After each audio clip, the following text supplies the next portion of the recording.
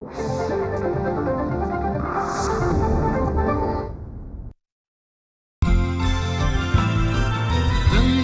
नजाऱ्याची रंगीन दुनिया, रंगीत दुनियेची रंगीन जादू.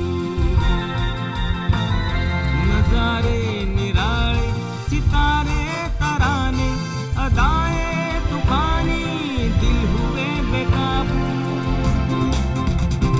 अनोखे दीवाने अंदाज प्यारे, त्यांच्या कामाची जादू नावाची जादू. बघूयात यांच्या या हुकमी टेक्यांची दुसरी बाजू, दुसरी बाजू, दुसरी बाजू. नमस्कार मित्रमैत्रिणींनो, दूरदर्शनच्या सह्याद्री वाहिनीवरच्या दुसरी बाजू या तुमच्या अतिशय आवडत्या अशा कार्यक्रमामध्ये मी विक्रम गोखले तुम्हा सगळ्यांचं मनपूर्वक स्वागत करतो आहे. आपल्या सगळ्यांना माहिती आहेच की माणसाच्या आयुष्याच्या विविध क्षेत्रामध्ये आजपर्यंत महाराष्ट्रातल्या विविध प्रांतातून, प्रांत म्हणण्यापेक्षा विविध शहरातून खूप माणसं इथे आली आणि मनोरंजनाच्या क्षेत्रात त्यांनी आपलं एक नाव तयार केलं. मग ते लेखन क्षेत्र असो, अभिनयाचं असो, संगीताचं असो, नृत्याचं असो, लेखनाचं असो.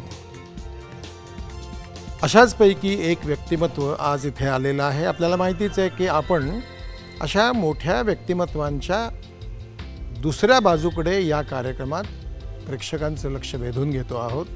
माणसं मोठी का होतात, कशामुळे होतात ते जाणून घेण्याचा प्रयत्न करतो आहोत. आज या आपल्या कार्यक्रमामध्ये आपल्या भेटीकरता असेच एक चतुरस्त्र लेखन करणारं व्यक्तिमत्व आलेलं आहे. पण त्यांना भेटण्यापूर्वी आपण त्यांच्याविषयीची एक चित्र झलक पाहणार आहोत. अशोक पाटोळे. आई रिटायर होतीये. रंगभूमीवर अनेक वर्ष गाजलेल्या या नाट्य कलाकृतीचे लेखक म्हणजे अशोक पाटोळे. वडिलांच्या वाचनाच्या आवडीमुळे घरातच अशोकची साहित्याशी ओळख झाली. हा वाचनाचा व्यासंग त्याच्या लेखणीत उतरू लागला. पुढे रिझर्व्ह बँकेत आंतरबँक स्पर्धांमुळे त्यांची लेखन शैली अधिक समृद्ध झाली. त्यानंतर चित्रपट क्षेत्रात त्यांनी माझा पती करोडपती, चौकट राजा अशा वेगवेगळ्या धाटणीचे चित्रपट लिहिले. अग्निदिव्य, मी माझ्या मुलांचा, देखणी बायको दुसऱ्याची, आई रिटायर होतीये या पुस्तकांसाठी त्यांना महाराष्ट्र शासनाच्या वाङ्मयीन पुरस्कारानं गौरवण्यात आलं. अशा या हरहुन्नरी कलावंताची ही दुसरी बाजू.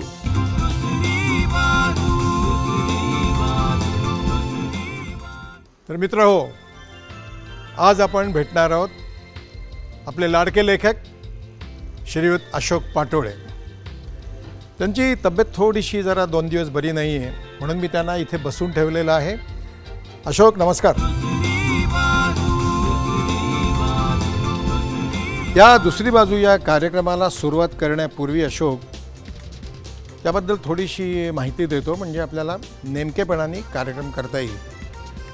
अतिशय मोकळेपणाने तुझ्याकडून उत्तर याची पाहिजेत की तू आज ज्या ठिकाणी जाऊन पोचलेला आहेस लेखनाच्या क्षेत्रामध्ये, या ठिकाणी जाऊन पोचण्याकरता तुझा जो प्रवास झाला बालपणापासूनचा, तिथपासून आपण सुरुवात करणार आहोत. तुला जसं जमेल तसं, आठवेल तसं तब्येतीला सांभाळून छानपैकी उत्तरं दे.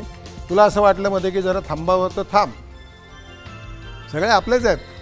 ठीक आहे, सुरुवात करूया. अशोक,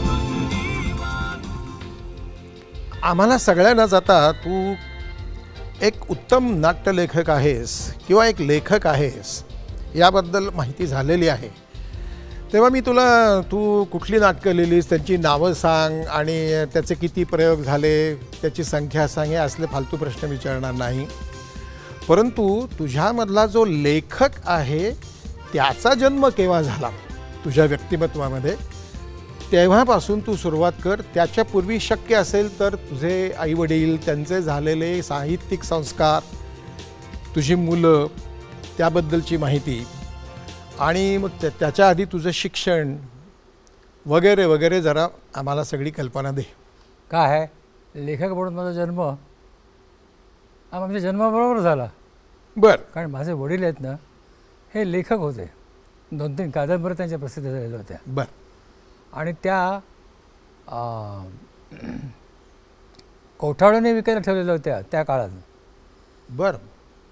माझे लेखक वाचनाचे अत्यंत शौकीन. घरामध्ये नेहमी उत्तम मासिकं असायची दर महिन्याला. त्यावेळी महिन्याला मासिकं निघायची, हो. म्हणून त्यांना मासिकं म्हणायचं आवड. तर त्यात वि स खांडेकर, नासी फडके, गोनी दांडेकर अशा लोकांच्या कादंबऱ्या प्रसिद्ध व्हायच्या आणि त्या मी वाचायचो. त्यामुळे एक भाषेचे जे संस्कार असतात ते त्या वयात झाले. बरं, शाळेत असताना माझे निबंध वर्गात वाचून दाखवले जायचे. अरे वा. आणि मला शिक्षकही इतके सुंदर लाभले होते ना की आता लगो पंडित म्हणून शिक्षक होते. तर ते बाबुराव अर्नाळकरांच्या कथा इतक्या सुंदर रंगवून सांगायचे अच्छा. की एखादी कथा कशी रंगवायची याचं आपसूक ट्रेनिंग मला तिकडे मिळालं. आणि नंतर हायस्कूलमध्ये गेल्यानंतर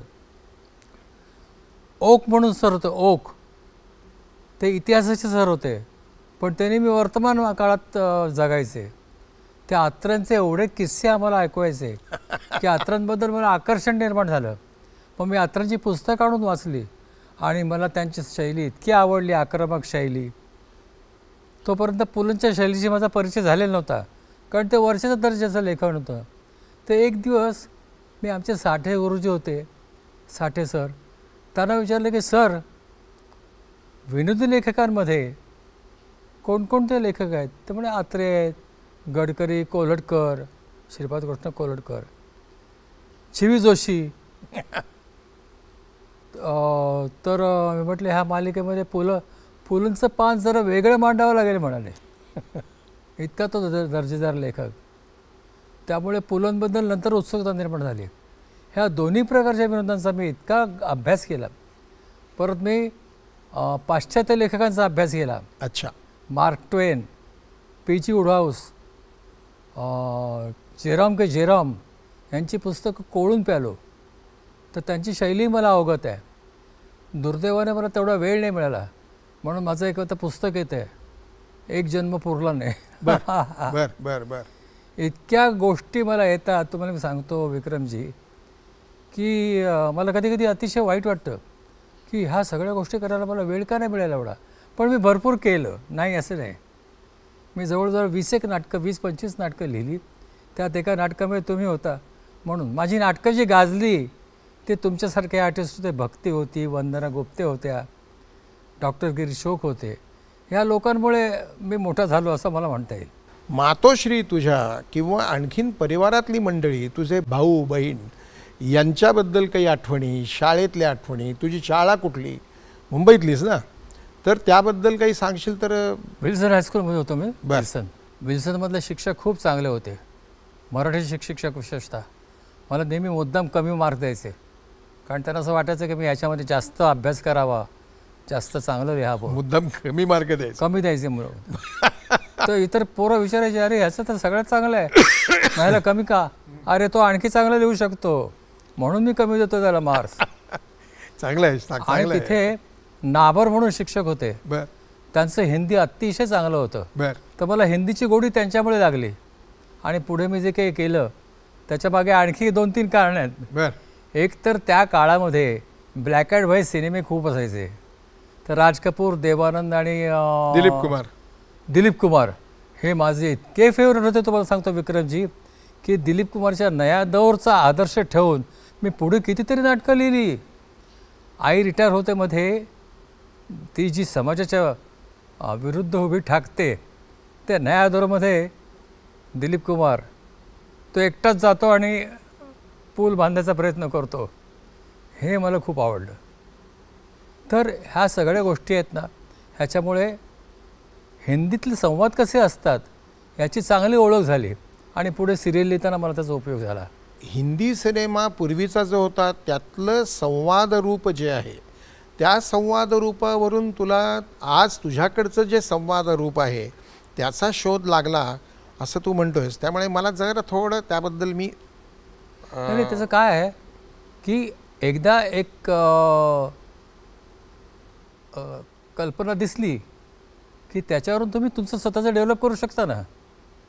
म्हणजे अत्रे पुलं ह्यांची शैली अभ्यासलेली असल्यामुळे अत्र्यांचा आक्रमक विनोद मी श्रीमान श्रीमती वगैरे सिरियलमध्ये आणला, पिक्चरमध्ये सुद्धा वापरला. मग तो ते कोणत्या?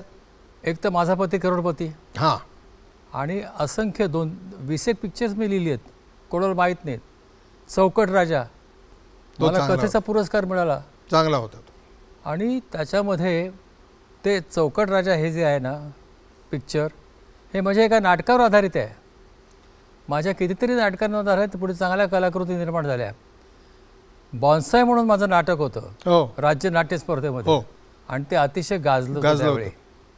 कारण एक छोटंसं बॉन्साय आणि बायकोला ते नकोस होतं, कारण तिचा लहानपणचा मित्र हा खुरटलेला होता. तर ह्या सगळ्या गोष्टी त्या काळामध्ये मी केल्या. रिझर्व्ह बँकेत असताना एकांकिका स्पर्धा व्हायच्या, आंतरबँक एकांकिका स्पर्धा. ह्या स्पर्धांमध्ये माझ्या एकांकिकांना जेव्हा बक्षिसं मिळायला लागली तेव्हा मला हळूहळू नाव मिळायला लागलं. अच्छा. हां, आणि नंतर म्हणजे याचं श्रेय बरंचसं तू मूलतः इंटरबँक कॉम्पिटिशनला देतो. इंटरबँक कॉम्पिटिशनला म्हणजे दिलीप कोल्हटकर सुद्धा त्यावेळेला बँक ऑफ दिलीप होता. दिलीपमुळे तर मी आई रिटायर तर दिलीपने डिरेक्ट केलं होतं. हो, आणि अतिशय चांगलं केलं होतं ते. नंतर संजय सुरकरने ते पिक्चर डिरेक्ट केलं होतं, चौकट राजा. चौकट राजा. तर त्याने बॉन्साय बघितलं होतं आणि ते स्मिताला त्याने रेकमेंड केलं की हे पिक्चर करण्यासारखं आहे.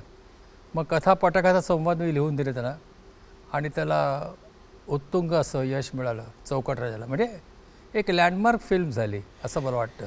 अशोक, तुझ्याबद्दलचं जे कौतुक आम्हाला सगळ्यांना आहे ते आहेच, पण तुझी पत्नी तुझ्याबद्दल काय म्हणते ते आपण जरा बघूया ना. आणि त्यानंतर मग आईवडिलांविषयी त्यांच्या कौतुकाच्याबद्दल, त्यांच्या शब्दांबद्दल आम्ही ऐकू. आधी तुझी पत्नी काय म्हणते ऐकूया. लेखक, डायरेक्टर आणि नट म्हणून त्यांची जगाला चांगलीच ओळख आहे. पती म्हणून ठीक आहेत, प्रेमळ आहेत, हळवे आहेत, आणि खूप त्यांना लगेच असं रडू लगेच येतं. काही थोडंसं रक्त बघितलं तरी त्यांना रडू येतं. खूप हळवे आहेत ते. बाबांनी माझ्यावर खूप प्रेम केलं लहानपणीपासून. कधी ओरडले नाहीत, आणि ओरडले तरी माझ्या मनाला तरी लागलं नाही. आणि त्याने इतर बाबतीतसुद्धा माझी खूप मदत केली. त्याने माझी स्टेज फिअर घालवलं, आणि चित्रकला शिकवली, किंवा चेस आणि कॅरम बोर्ड खेळायला शिकवला, आणि त्याचा मग मला आयुष्यात खूप फायदा झाला.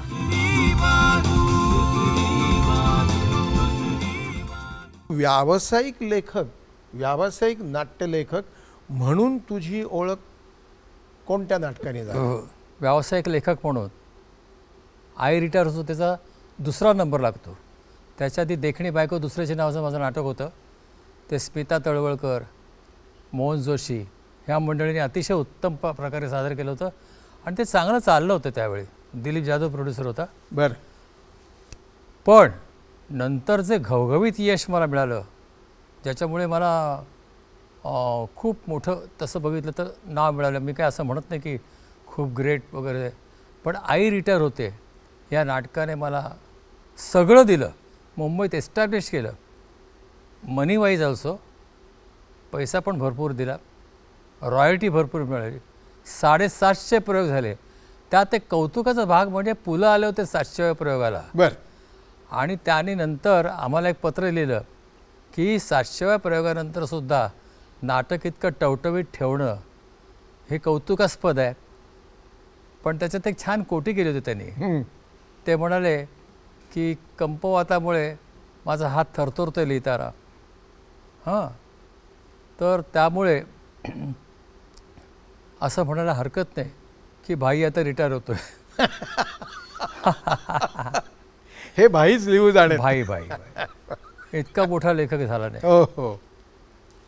आपण पुढच्या प्रश्नाकडे वळण्यापूर्वी थोडीशी विश्रांती. प्रेमाची गंमत आहे. ह्या नाटकामधला जो विनोद आहे त्याच्यात एक दर्जा आहे, म्हणजे मला तोपर्यंत न सुचलेला दर्जा आहे. म्हणजे ते नाटक वाचून किंवा बघून दिलीप प्रभावळकरांनी मला अमेरिकेहून फोन केला होता की मी तुझं नाटक दुसऱ्यांदा बघतो आहे. इतकं ते लोकांना आवडलं होतं. आणि पण तुझे ऑफिसचे मित्र हे साहित्यामध्ये रुची असलेले असे होते की ज्यांच्या मताला दातार म्हणून होते, ते कवी होते. नंतर त्यांचे बंधू जे होते प्रभाकर दातार, त्यांच्याकडे रेकॉर्डचं कलेक्शन आहे. एवढं छान कलेक्शन त्यांच्याकडे आहे. मी त्यांच्याकडे बसून त्याने मला सांगितले इथे पुलं पण यायचे बसायला आणि ऐकायचे. त्यांच्याकडे बसून मी चर्चिलचं भाषण ऐकलेलं आहे. हां, रेकॉर्डेड भाषण. नेताजी सुभाषचंद्र बोस यांचं जपानहून केलेलं भाषण आहे. अब्दुल करीम खानची 1904 मधली रेकॉर्ड ती मी ऐकली. हां, नंतर कामण्णा म्हणून होतं ना कॉमेडियन, हो काय दिनकर कामण्णा, दिनकर कामण्णा, त्यांचं 2 बायकाचं दादला मला तिथं ऐकायला मिळालं. काय धमाल आले, मस्त. तो काळच वेगळा होता. माझा पती करोडपती हा जो तुझा पहिला चित्रपट आहे, तर त्याचं लेखनाचं तू कसं काय सुचलं तुला, आणि तुझे त्यावेळेचे लेखनाचे अनुभव काय? काय झालं, सचिन पिळगावकर एकदा माझ्या नाटकाला आले होते. त्यांनी नाटक बघून मला विचारलं की तुझ्याकडे आणखी काही थीम्स आहेत का, मला नाटक करायचं आहे. तर मी दुसऱ्या दिवशी गेलो त्यांच्याकडे आणि डिस्कस केलं. त्यांच्याकडे मला म्हटलं एक अशी थीम आहे की ज्याच्यामध्ये एका मुलीला करोडपती नवरा पाहिजे आणि एका करोडपती मुलाला विधवेशीच लग्न करायचं आहे. मग ती विधवेचं सोंग घेऊन तिच्या घरात शिरते की माझा नवरा सैन्यामध्ये मारला गेला अमुक तमुक. तर तो तिच्या प्रेमात पडतो, लग्नबिग्न जमतं आणि अचानक तिथे तिचा तो तथाकथित नवरा हजर होतो आणि जी काय धमाल होते ती त्या नाटकामध्ये, ती त्या सिनेमामध्ये. तर सचिन पिळगावकर म्हणाले मी करतो हे पिक्चर, आणि त्याने ते पिक्चर केलं.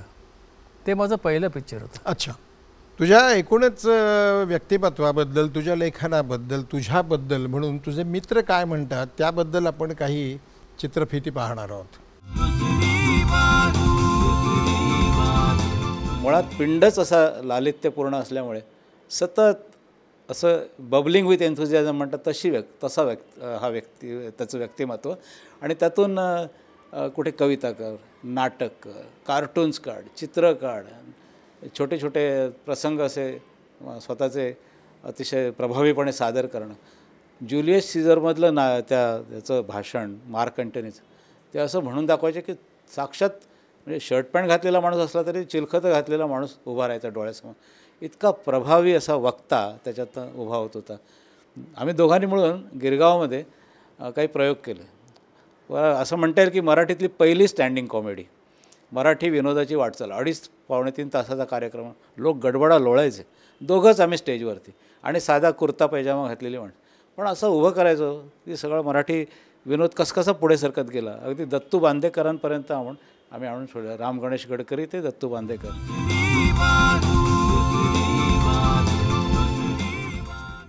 आई आणि वडील या दोघांचा कितपत पाठिंबा होता? लहानपणापासून नाही, म्हणजे एकांकिका स्पर्धांमध्ये भाग घ्यायचो. बरं. लहान मुलांच्या एकांकिकांपासून, रत्नाकर मतकरींच्या एकांकिकांपासून ते नंतर मग पुढे मी स्वतः लिहायला लागलो एकांकिका. कधीही आवडले नाही, उलट त्यांनी एन्जॉय केले होऊन. तरीसुद्धा मला असं वाटतं म्हणजे वडील फक्त साहित्यिक होते का कुठे नोकरी करत होते? ते नोकरी करत होते पोस्टात. त्यामुळे मला असं वाटतं की before you actually started working for reserve bank, त्याच्या मधल्या काळामध्ये कधी तुझा व्यावसायिक नाटककार किंवा लेखक म्हणून मी प्रयत्न करणार आहे असा विषय निघाला असेल आणि त्याबद्दल वडिलांनी काही आक्षेप घेतले असतील की बाबा नाही असं फक्त याच्यावर राहू नको, असे काही सल्ले होते का? नाही, त्याने नाही सल्ला दिला कधी. त्याने असा सल्ला दिला नाही. त्याबाबत तेव्हा पूर्णपणे स्वातंत्र्य होतं आणि मी स्वतः ठरवलं होतं की लेखनाला वाहून घ्यायचं. म्हणून रिझर्व्ह बँकेतनं मी स्वेच्छापूर्वक निवृत्ती घेतली. अच्छा. म्हणजे 95 साली रिटायर झालो मी. बरं.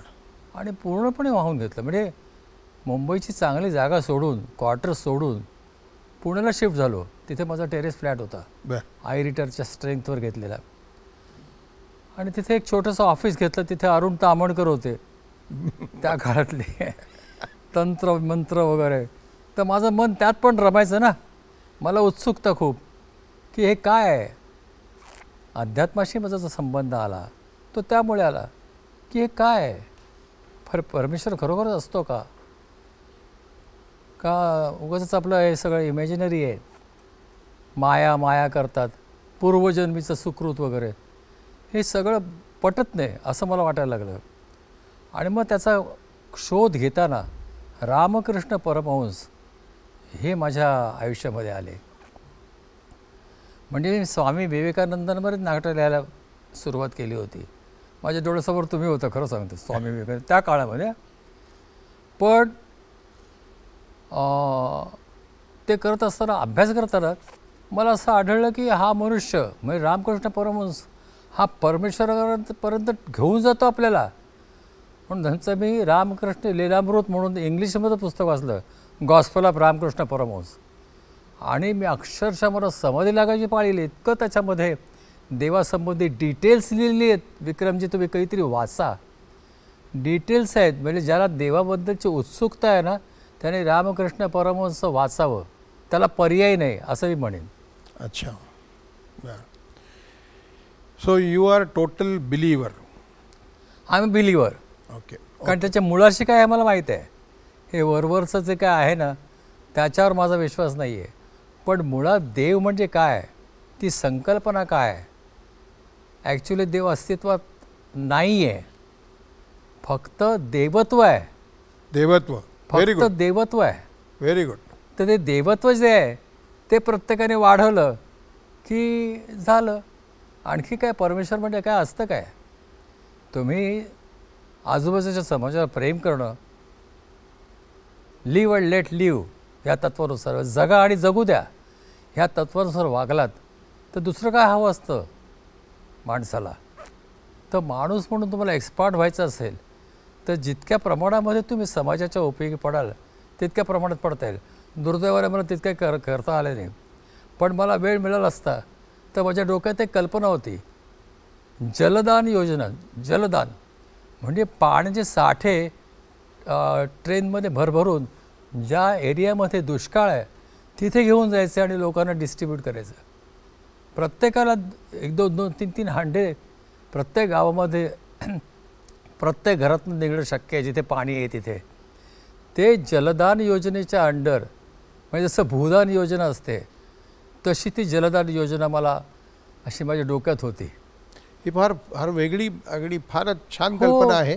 परंतु एक प्रश्न मला माझ्या मनात एक उभा राहिलेला आहे जो खूप प्रॅक्टिकल आहे.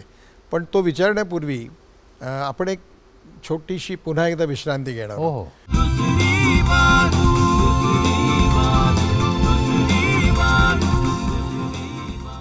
या छोट्याशा विश्रांतीनंतर पुन्हा एकदा सगळ्यांचं स्वागत. आपण अशोक पाटोळे यांच्याशी बोलतो. त्यांनी आता एक फार चांगला मुद्दा उपस्थित केला की जशी भूदान योजना आहे, गोदान योजना आहे किंवा विविध अशा तऱ्हेच्या योजना आहेत ज्या समाजाकरता करण्याच्या योजना आहेत, त्याच्यापैकी जलदान योजना ही कल्पना मोठी प्रशंसनीय आहे. परंतु माझा प्रश्न एक असा आहे की ज्या ठिकाणी अजून रेल्वे गेलेलीच नाही, जिथे जाण्याकरता रस्ताच नाही, टँकर्स नाही बरोबर आहे, जिथे जाण्याकरता रस्ताच नाही, गाडीही जाऊ शकत नाही, अशा दुर्गम भागामध्ये हे 2-4 हंडे पाणी हे कसं काय, त्याला इलाज नाही. माझी ही योजना आहे. मग ह्याच्यातनं किती एक्सपार्ट होईल, काय होईल, पुढे ते रस्ते बांधले जातील तेव्हा त्याचा उपयोग होईल, की रेल्वे बांधली जाईल तेव्हा त्याचा उपयोग होईल. पण ही अशी योजना आहे की ज्या दुष्काळी भागामध्ये पाणीच नाही आहे अशा ठिकाणी जिथे पाणी आहे तिथून थोडंसं पाणी तिकडे जाऊ दे ना. आणि प्रत्येकाला थोडंसं जळ सोसायला हरकत नाही पाण्याच्या बाबतीमध्ये. तुझ्या पत्नीबद्दल जरा आणखीन काही सांग की. सुलभा एकदम सिंपल आहे. म्हणजे ती इतकी प्रेमळ आहे आणि इतकी सपोर्टिव्ह आहे की प्रत्येक बाबतीमध्ये मला मदत करणं ह्याच्या पलीकडे तिला काही आत्तापर्यंत तिला काही सुचलं नाही. आणि माझ्या सिरियल बघणं, माझी पिक्चर्स बघणं संबंध आयुष्य त्यात गेलं तिचं बिचारीचं. अख्खं आयुष्य तिचं माझ्या सिरियल वगैरे गेलं. पण तू बिचारीचं असं का म्हणतोस? तुझ्याच कारण काय, तुझंच लेखन वाचत ती होती ना. प्रत्येक व्यक्तीला भटकायचं असतं, हो. फिरायचं असतं, फॉरेनला जायचं असतं. तरी मी तिला मध्यंतरी केसरीतर्फे थायलंडला वगैरे पाठवून दिलं. बर. जाऊन आली तर तिला जर तेवढा विरंगुळा, तिने हो. दुसरं काय विरंगुळा या बायकांना, बरोबर आहे, आपल्या गृहिणींना दुसरं काय आहे. बरोबर तर ते ह्या दृष्टीने आपल्याला जेवढं काही करता येईल तेवढं करायचं. वा, पण आपल्या व्यवसायामुळे त्यांना वेळ देता येत नाही. बरोबर. मग त्यांना स्वतंत्रपणे काय कसं काय करता येईल ते वर्कआउट करायला सांगायचं. Very good. आपण तुझ्या मुलांच्याबद्दल बोलणार आहोत, पण त्यापूर्वी पुन्हा एकदा तुझे मित्रच काय म्हणतात तुझ्याबद्दल तेही बघूया. बरं. मुलाचे पाय पाळण्यात दिसतात असं आपण जे म्हणतो ते अशोकच्या बाबतीत झालेलं आहे. कारण अशोक हा अतिशय सुंदर मराठी लिहायचा त्यावेळेला आणि त्याचे पेपर्स म्हणजे वाचनीय असायचे. आम्ही सगळेजण त्याचे पेपर्स वाचायचो. तेव्हा आमच्या एक लक्षात असं यायचं की एवढा चांगला मराठीचा पेपर लिहूनसुद्धा सरांचं समाधान का होत नाही. त्यांनी कधीच 100पैकी 48-49च्या वर मार्क दिलेच नाहीत. म्हणजे 50 मिळवणंसुद्धा मुश्किल असायचं. असे आमचे ते परांजपे सर अतिशय कडक होते आणि ते पेपर तपासायचे आणि मार्क कमी द्यायचे. तेव्हा मला फार वाईट वाटायचं. अशोक जी का ये मानना है कि शब्द मेरी पहचान बने तो बेहतर है, क्योंकि चेहरे का क्या है वो तो मेरे साथ यूं ही चला जाएगा एक दिन, है ना. तो मैं चाहूँगा कि इनका लेखन यूं ही चलता रहे. और आज आई मीन ठीक है, इट हैपन्स, बट ये दौर भी गुजर जाएगा, है ना. जब अच्छा वक्त ही नहीं ठहरा तो गम की क्या औकात.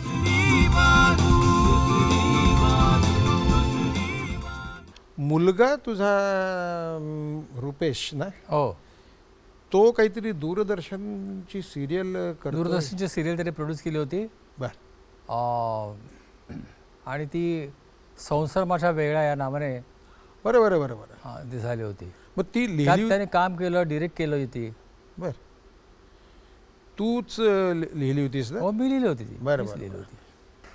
तर हिंदी सिरियलच्या लिखाणामध्ये तू आलास का? केव्हा आलास? काय झालं, कांचन अधिकारींनी हां. माझं देखणी बायको दुसरे हे नाटक बघितलं होतं बर. गुजरातीमध्ये, बर. पतीनामे पतंगी या नावाने. अच्छा.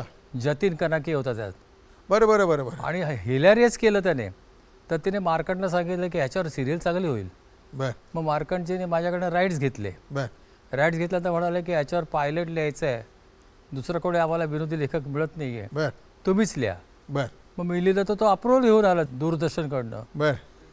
आणि नंतर काही दिवसांनी तो मला म्हणाला की आता पुढले एपिसोड. अरे म्हटले, हा 2 अंकी नाटकावर अख्खी सिरियल कशी बांधणार मी. हो. पण राजन वाघधरे, कांचन अधिकारी आणि आम्ही तिघांनी वर्कआउट करून प्रत्येक एपिसोडमध्ये तो जो केशव कुलकर्णी आहे तो सुशीला कुलकर्णीला नेग्लेक्ट करून ती शेजारची जी नटी असते प्रेमा शालिनी, तिला हुक करण्याचा कसा प्रयत्न करतो हे त्या प्रत्येक एपिसोडमध्ये दाखवलं होतं. आणि मग तिचा नवरा जो आहे ₹1.5 म्हणून तो सुशीला कुलकर्णीवर मरतो. तर अशा पद्धतीने ती गंमत सुरू झाली आणि ती जवळजवळ 200 एपिसोड झाली. अच्छा. पण त्यानंतर मग तू हिंदी खूप सिरियल हसरते नावाची सिरियल लिहिली होती. त्याच्यामध्ये तेरी भी चूप मेरी भी चूप, फिलिप्स टॉप 10 मध्ये आधी सतीश शाह एकटाच करायचा. मी ते स्प्लिट केलं. बर. आणि शफी इनामदार आणि परेश रावची पत्नी कोण, स्वरूप संपत. हां. तर आम्ही संवादात्मक असं त्याचं स्वरूप ठेवलं आणि त्या वर्षीचं त्याला फर्स्ट प्राइज मिळालं. ग्रेट. हिंदीमध्ये मला श्रीमान श्रीमतीसाठी अशोक कुमार आणि शम्मी कपूरच्या हस्ते अपट्रॉन अवॉर्ड मिळाला होता. पुरस्कार मला मिळाला होता त्यावेळी. ह्या माझ्या काही अचिव्हमेंट्स आहेत. Very good. तू अध्यात्म स्वीकारलेलं आहेस किंवा विचार करणं स्वीकारलेलं आहेस. अध्यात्मावरती विचार करू शकतोस, लिहू शकतोस, बोलू शकतोस, वाचन करू शकतोस. त्यामुळे तुला पुढचा प्रश्न विचारतो की आपल्या ज्या परंपरा आहेत त्या परंपरा, आपले जे सण आहेत ते सण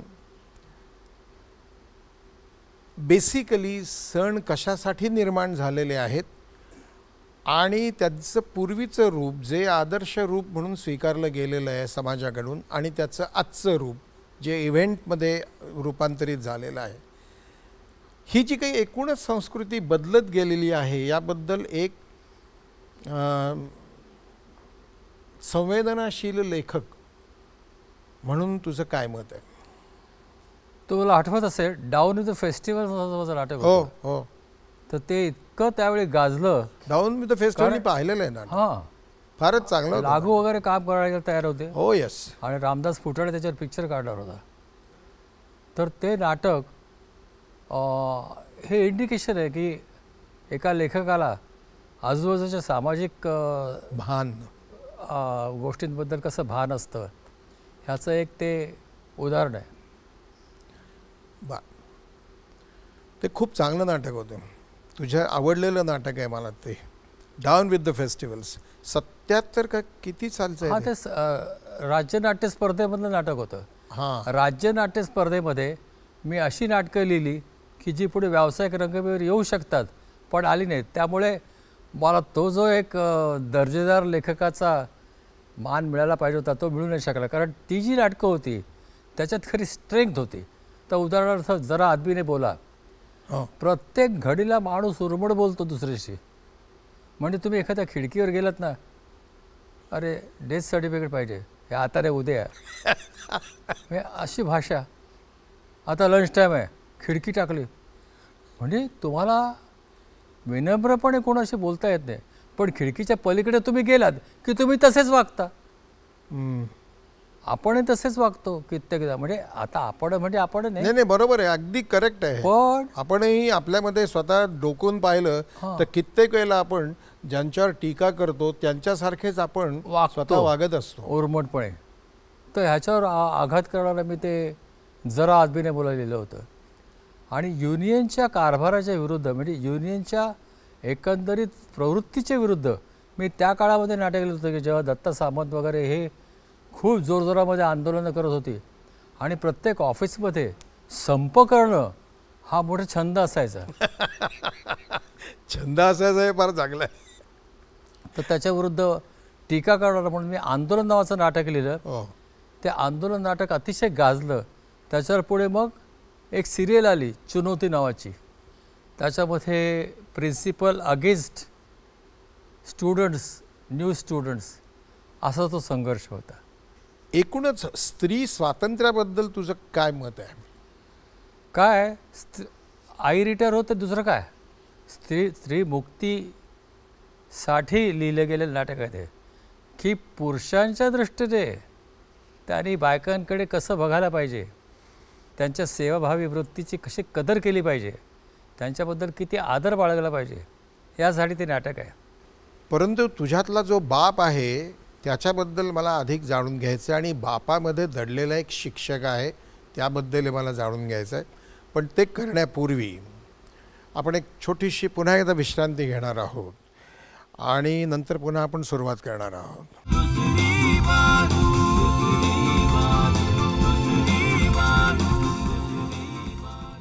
विश्रांतीनंतर पुन्हा एकदा तुम्हा सगळ्यांचं मनपूर्वक स्वागत. तर अशोक पाटोळे, तू स्वतः आता एवढं यश मिळवलेलं आहेस, शासनाकडून तुला सन्मानित करण्यात आलेलं आहे, सामान्यांकडून, जनसामान्यांकडून, विशिष्ट संस्थांकडून मोठे मोठे पुरस्कार तू मिळवलेले आहेस. मुख्य म्हणजे तू लोकमान्यता मिळवलेली आहेस, राजमान्यता मिळवलेली आहेस आणि आज तुझा मुलगासुद्धा याच्यामध्ये उतरलेला आहे, जो निर्माता झालेला आहे, जो लेखक झालेला आहे, जो दिग्दर्शक झालेला आहे. लेखक कितपत झाला आहे मला माहिती नाही, पण दिग्दर्शक झाला आहे, नट झाला आहे, निर्माता झाला आहे एवढं मला माहिती आहे. आणि तो हिंदीमध्ये अवतरतो आहे.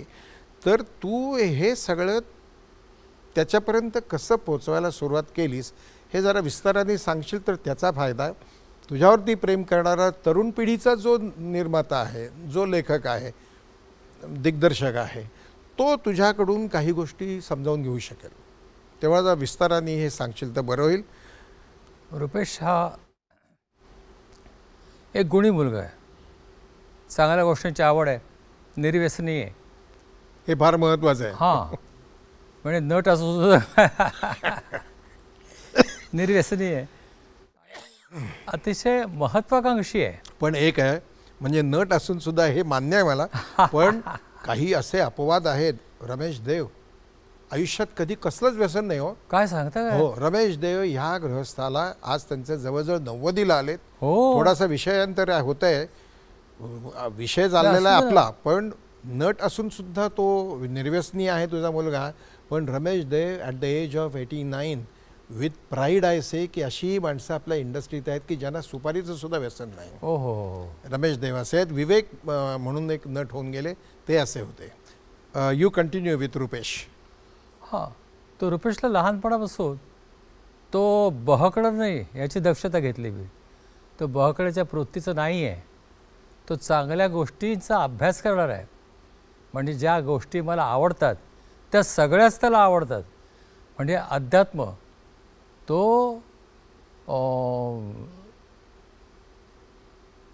विष्णू सहस्रनाम रोज एकदा तरी म्हटल्याशिवाय झोपत नाही. नंतर असंख्य त्याने अध्यात्मावर जे पुस्तकं वाचून काढलेली आहेत. मेडिटेशन करतो, एवढ्या चांगल्या गोष्टी त्याला जमतात. त्याला म्युझिकची आवड आहे, गिटार त्याने इतके घेतलेत आणि शिकत असतो तो काही ना काहीतरी. त्याच्याबद्दल आणखीन बोलण्यापूर्वी त्याच्याबद्दलची जे काही आपण एव्ही पाहणार आहोत. माझे वडील म्हणून ते माझे सर्वस्व आहेत एकतर. आणि जसं म्हणतात ना सोलमेट, तसे आहेत माझे. त्यांच्याशिवाय माझं काही अस्तित्वच नाही. ते नुसते माझे वडीलच नाहीत, माझे गुरु आहेत. त्यांच्याकडनं मला बरंच शिकायला मिळालं आयुष्यात, त्यांच्या लिखाणांमधनं. प्रत्यक्षात त्यांच्याशी बोलताना मला बऱ्याच काही गोष्टी म्हणजे ज्या केव्हाच म्हणजे अशा काही गोष्टी असतात ज्या तुम्हाला शाळेमध्ये कॉलेजामध्ये जाऊन शिकता येत नाहीत. अशा बऱ्याच गोष्टी मला त्यांच्याकडनं शिकायला मिळाल्या. माझी खूप इच्छा होती लहानपणापासून की कुठलं तरी एक छान नाटक बाबांचं करावं, ज्याच्यामध्ये मला एक छान रोल असायला हवा. पण काही कारणामुळे ते जुळून येत नव्हतं सगळं. पण आतनं इतकी इच्छा होती माझी करायची, ती कुठे ना कुठेतरी ते तो पॉईंट आम्ही गाठला आणि हे नाटक मला त्यांचं करायला मिळालं. आणि मला वाटतं माझ्या आयुष्यातली ही सर्वात मोठी घटना आहे हे नाटक. म्हणजे मला त्यांना अशी शुभेच्छा द्यावीशी वाटते की त्यांनी अशीच नाटकं छान छान लिहित राहावी, ज्यातनं एक सोशल मेसेज ते देत असतात कायम. आणि छान फिल्म्स लिहावीत, माझ्याकरता काही फिल्म्स लिहावीत ज्या मला डायरेक्ट करता येतील, मला प्रोड्यूस करता येतील. मालिका लिहाव्यात भरपूर ज्या मला डायरेक्ट करता येतील. आणि असंच आम्ही दोघांनी खूप छान काम करावं आयुष्यभर.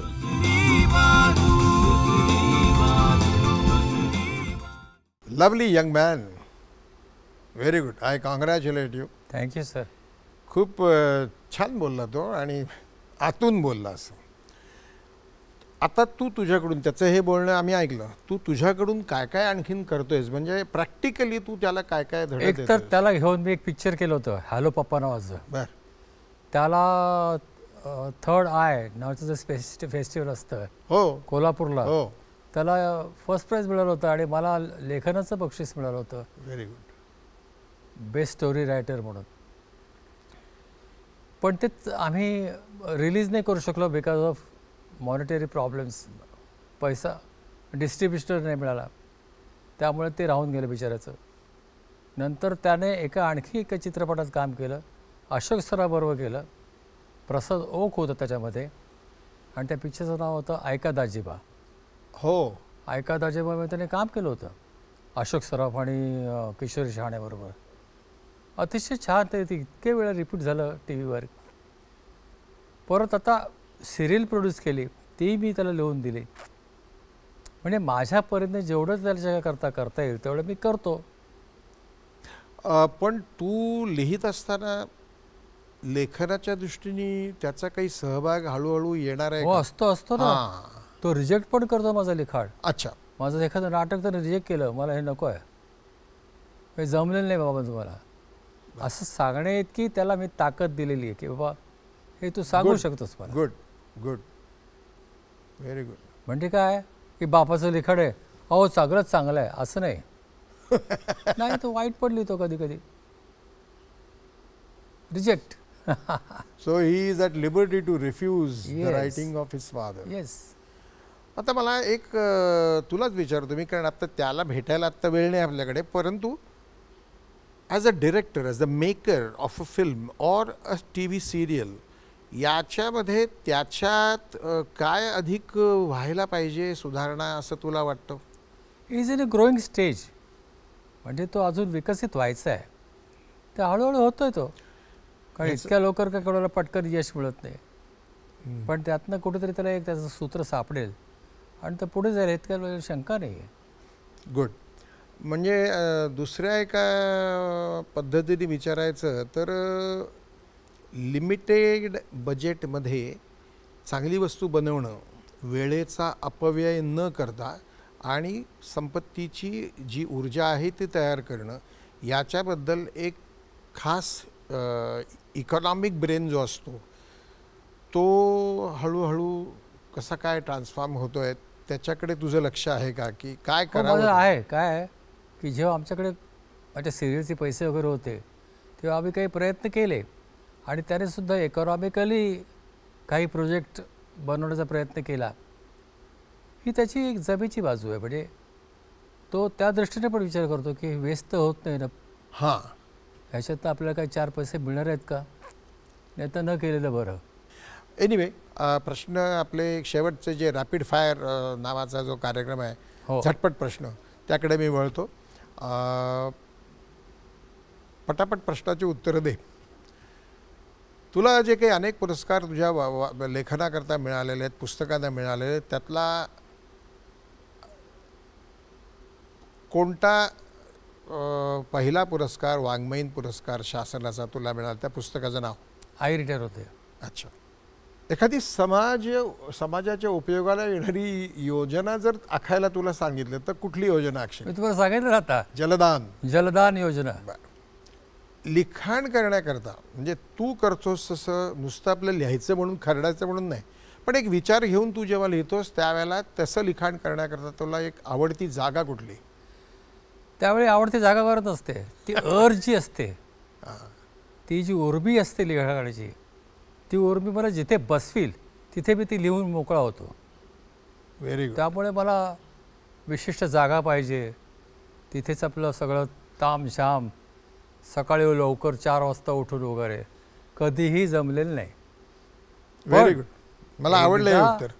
एकदा माझ्या मनामध्ये एखादी गोष्ट डासायला लागली किंवा चालायला लागली तर त्याच्या विरुद्ध नाटक लिहिल्याशिवाय मला गत्यंतर राहत नाही, आणि त्यावेळी मला ह्या सगळ्या गोष्टींची आठवणसुद्धा होत नाही. फिरण्याकरता तुला जर विचारलं की तुझं आवडतं ठिकाण अशोक कुठलं रे, तर कुठे जाशील तू?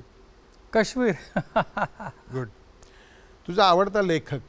माझा आवडता लेखक पु ल देशपांडे. तुझ्या पहिल्या चित्रपटाच्या दिग्दर्शकाचं नाव? सचिन पिळगावकर. ओके. वांद्रे पूर्वच्या आत्ताच झालेल्या पोटनिवडणुकीमध्ये विजयी झालेल्या उमेदवाराचं नाव काय? मिसेस सावंत मला वाटतं ना. बरोबर. आयुष्यातली अशी एखादी गोष्ट आहे का की ज्याबद्दल तुला खंत वाटते? एक उंची गाठायची होती लिखाणामध्ये.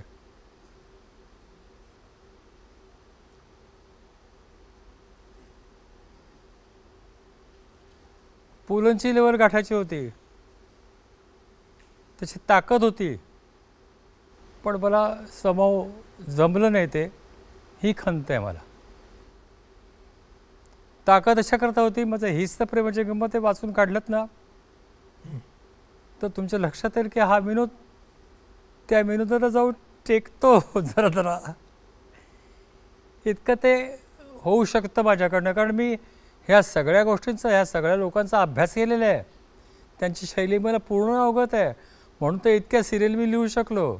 श्रीमान श्रीमती, हसरते, फिलिप्स टॉप 10, ह्या सगळ्या सिरियल लिहिण्यामागे जी स्ट्रेंथ होती ती ह्या लोकांमुळे आलेली होती. त्यामुळे मला शक्यता होती ती लेवल गाठायची, पण आजही अत्रे पुलनंतर अशोक पाटोळे म्हटलं जात नाही, ह्याची मला जबरदस्त खंत आहे.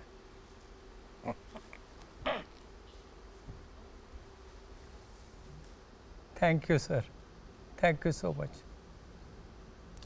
Take care of your health. Yes yes. आता उठू नकोस, तुझ्याकडे आणखीन एक छोटंसं काम आहे. बरं. या कार्यक्रमाकरता तू आम्हाला जो वेळ दिलास त्याबद्दल सगळ्या आमच्या परिवारातर्फे, आमच्या टीमतर्फे आणि दूरदर्शनतर्फे तुझे मनपूर्वक आभार तर मी मानतो आहेच, पण त्याचबरोबर तुझ्याकडे आणखीन एक काम आहे.